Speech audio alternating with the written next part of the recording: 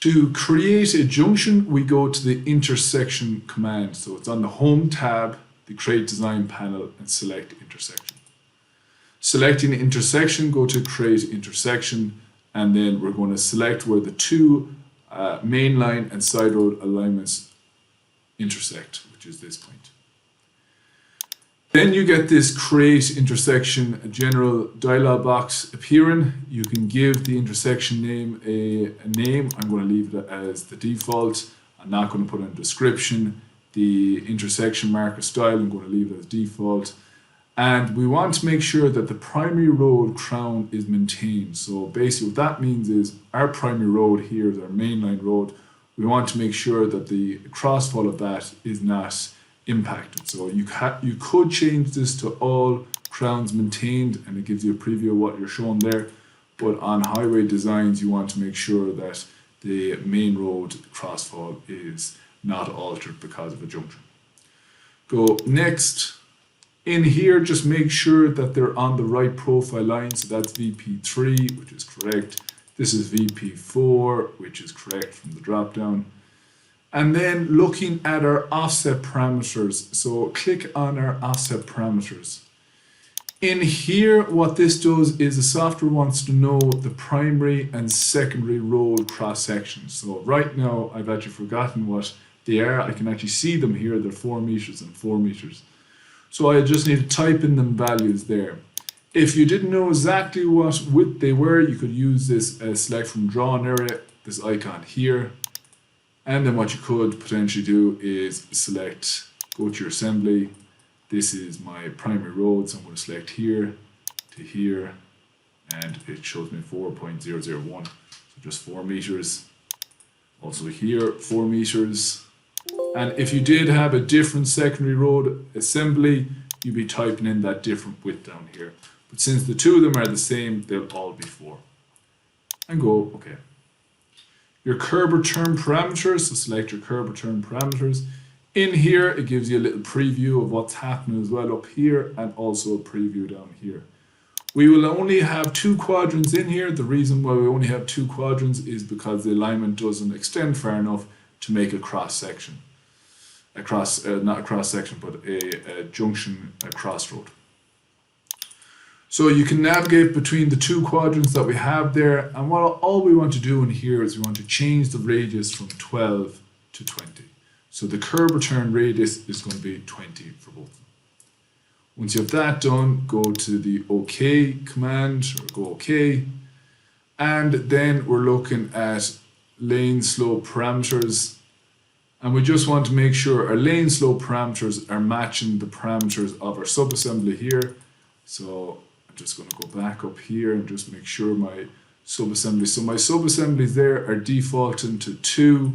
So I just want to make sure that this is also 2. So I'm going to change this to -2, -2, -2, and this top one -2. And go OK. And then the curb return profile parameters, I'm going to leave that as default. I'm not even going to go in there. Go next. In this corridor region, you will create a corridor in the intersection area. That's what I want to do. And you want to create a new corridor. Yes, I don't want to add it to an existing corridor. I'm just going to create a new corridor. In here then, what we have is that select surface to daylight. So what our earthworks going to be targeting to, and that's going to be the existing ground, which is fine. Now this information down here, this is your assembly set that will be imported in to your model file. So you have all of these different assemblies here, and once you select them, it shows you a preview of exactly where they are. So what I'm going to do is for the primary road full section, I am going to tell the software that it's this assembly here to the right, that's the primary road full section. So I'm just going to click on this ellipse button here, and then I want to tell the software that it is the road 1 assembly, which is this one here. Go OK.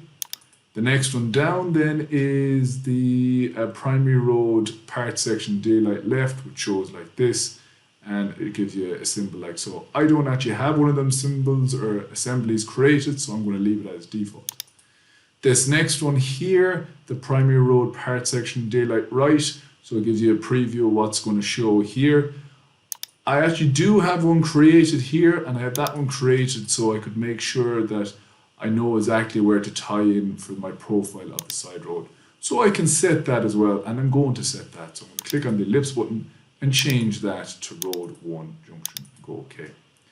The next one is a side road full section. Again, that's going to be the same as the primary road. So that's going to change to road 1 and go OK. Now these next two, I don't have any assemblies in there, and I can see what the assembly is going to look like, what's going to import in.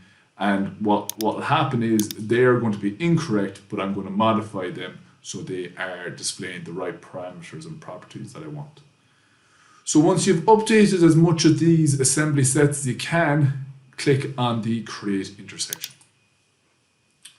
Clicking on Create Intersection, it'll take a few seconds, but the Junction wizard is doing its magic and is trying to create your junction in there. Now, I can see the junction has displayed like this, and it is very confusing. So what I'm going to do is I'm going to select the corridor of the junction, and I'm just doing that by selecting one of these lines within the junction, and I'm going to go to the Properties tab over here. If you don't have the Properties tab open, you can just type in Properties in the command bar and it will open. I'm going to change the style here to Code Set Style of Solid Hatch. The reason I'm doing that is it's just easier to see exactly what's going on with this corridor. So I can see at the very top of this list, I have Plan View Solid Hatch. So it gives me a kind of an idea of what's going on. Now, once I use that intersection command, it will bring in that assembly set that I've selected these two assemblies as 3 of the properties of that assembly set. Now, if I scroll out, I will see the rest of the assemblies. They're up here. They're a good bit away from the model file. And that's the rest of the assemblies up there. Now, what I need to do is I need to modify these assembly sets, or these assemblies up here, to the assemblies that I have, the original assemblies that I have in the model file. What I'm going to do is I'm going to modify my viewport configuration here. To do that, I go to the View tab. I go to the model viewport, click on the viewport configuration, and I'm going to go with 3 left. The reason I'm doing this, I want one on plan, I want another viewport on this assemblies up here, and another viewport on the other assemblies that I have. So I'm just going to align that now. This is going to be on plan of my junction. This is going to stay at my assemblies set that came in from the junction wizard, and then this one is going to go down to the assemblies that I created originally. Now what I want to do is I want to amend these assemblies here to have the same properties as my original assemblies. So what I'm going to do is I don't actually need to modify these pavement sub-assemblies, but I do need to modify the curb and earthwork. I don't want to see them 2 in there, so I'm selecting the 2 of them. And before you press the delete key, just make sure it's only 2 sub-assemblies that you have selected. I'm then going to select the 2 sub-assemblies of my original assembly that I had created and go to the copy command and then place them to the left. So again, whatever sub-assemblies you are deleting from the assembly set that came in from the Junction wizard, you have to replace from the original assembly that you created. So you're replacing like with like. So on this one, I have a curb and earthworks. So I want to replace it with footpath and earthworks. So select the 2 of them, press the delete key, and go down here and select the 2 of them and copy. And select the node then to place them in. And we just have 2 more to update. So it's just this one here. Again, you don't need to modify this pavement subassembly. That is fine. I know it might be, it's not the right width, but it's actually targeting to the width we specified in the Junction wizard. So we deleted out 2 sub-assemblies there on the left, so I'm just going to copy them in here. And I have 1 more to do, which is this curb return fillet. Now I'm going to leave that for a second and you'll see why I'm going to leave it. I'm now going to rebuild this junction after changing all of them assemblies in there. Left click on the junction, right click then and go to rebuild corridor. Now if you have more than one thing selected there, you won't get that option, so just make sure you press escape a few times, select the corridor, right click and go to rebuild corridor. Now I don't get the option this time to rebuild corridor because the corridor is already rebuilt. So now I've modified them parameters, so you'll see that the junction is matching up with the side road up here. It's going to match up with the side road or the main line down here and also here. Now one problem we have is this curb return fillet. The curb return fillet is the wrong way around. Now what I mean by that is the curb return fillet is working off the alignment that is in here. Now just want to turn on my selection cycling, which is on. So there is it's here. So this is the alignment here. So that alignment there has this curb return assembly assigned to it. Now you'll see that the earthworks are on the inside here and the pavement, which is shown here, is on the outside. So they're the wrong way around, and that's also the same for this curb return over here. So what we need to do is we need to flip this around, and once we're flipping them around, make sure we have the correct sub-assemblies assigned. So what I'm going to do is I'm going to select this sub-assembly and go to the mirror command. Selecting the mirror command and just mirror it over to the other side, and I can delete out that original pavement sub-assembly on the left hand side. I can then delete the sub-assembly of the curb and the sub-assembly of the earthwork that was there, press the delete key, and again I want to bring in these two sub-assemblies.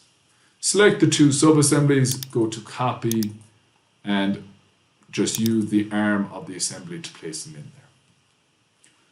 Then, since I've changed that assembly, I'm going to rebuild this corridor, press escape a few times, select the corridor, right click and go to rebuild. And now you can see the corridor pavement is on the correct side, but it's not filling in this void in here. So if I was to select this corridor, go into Object Viewer, I can see that there's going to be a big void in this middle bit here, and that is not correct. So to resolve this void that we're seeing, if you select your intersection symbol here in the middle, recreate corridor region, when you select it, you should get a dialog box appearing, like I have here. And once you get that, you should just be able to recreate, select recreate, and it should fill in that void like it does. And that is how you create your junction in between a main line and a side road.